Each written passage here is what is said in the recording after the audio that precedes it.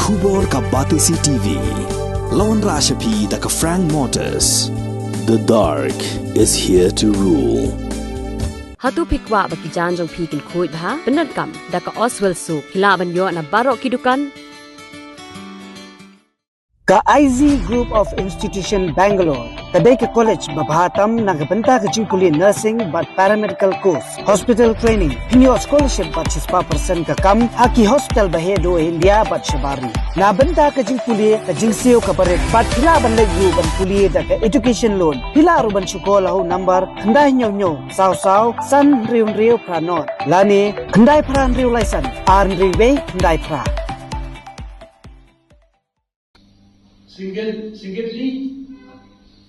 Ringkat lang baka pertai Borok away ka Jowai Blood Bank Center kalarakhi ya ka World Donors Day. Da ka Pynkup Burom ya ki kenhun bat ya ki Riewsbun ki bajudan benta ban senyang yala ka jong ka snam sya ka jaka ken show snam jong ka Jowai Blood Bank ka badan hapanaliar Jowai. Ha ka jingelang ka belong ha Blood Bank Center ha ka kat sau trip jili arja pulai la sakhilang do ba wan kraw kupar kharbuli ka medical superintendent jong ka district civil hospital ka Dr. Rita Portman ka in charge jong ka Jowai Civil Hospital Blood Center ka Dr. P. Shela bat kiwe ha ka jing Pynkup Burom la Pynkup Burom kerpang ya uba special san turnya ubla no senyang ya la ka jong ka snam jin hadu arpusan sien kenti bat kumju ru ya uba socially kamar bat 1 mi lalu kibala senyang ya la ka snam marchipo sien kenti Hadin kani la betengpat sa ka jing aisnam pala pelong da ka Meghalaya Cricket Association bat ka West Gentle Hills District Cricket Association ringkat ka jing trelang bat ka Blood Bank Civil Hospital Jowai ha ka pasan ngut kidikot kilai shimenta ha ka jing aisnam mon sngoba. Today on the occasion of World Blood Donor Day 2023 do hereby pledge to donate my blood regularly as due to shortage of blood. Thank you. Important to blood bank.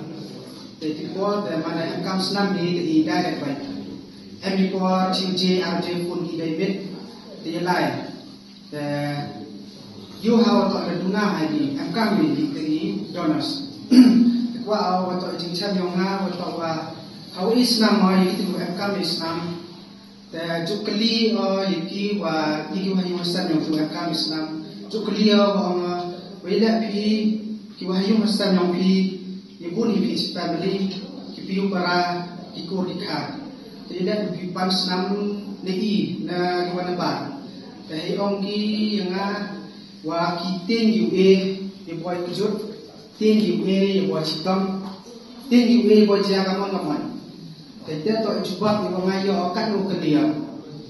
Tapi perman mengau perkara kau tak wa ngas ngau kamera mengau punci yaki bertawa ini Islam mani ibi wai ba wo pen chai i wai to wa pen kata dai lu mat yong ni wai o mai ki wa chwa we bila doctors ki phi wai ko test kat man ki boda experience ki boda wan pure te kat kami jing pen che yong na te em ko snam thu wa em da ki boda at te ne dia ma ko au em kan matenja awareness program sedikit bitau bodang man dan guna dia jing tip jing sampang dan guna dia jing nang jing start what is so ini dah MBQ wa MKT jing mut wakil mut di jang man di Islam dan yo kejut na dan bayi kan bayi aku awal UMBK ni di awareness program maupun senang tu iki wani jing Islam man kom to kata man kena vivo jelap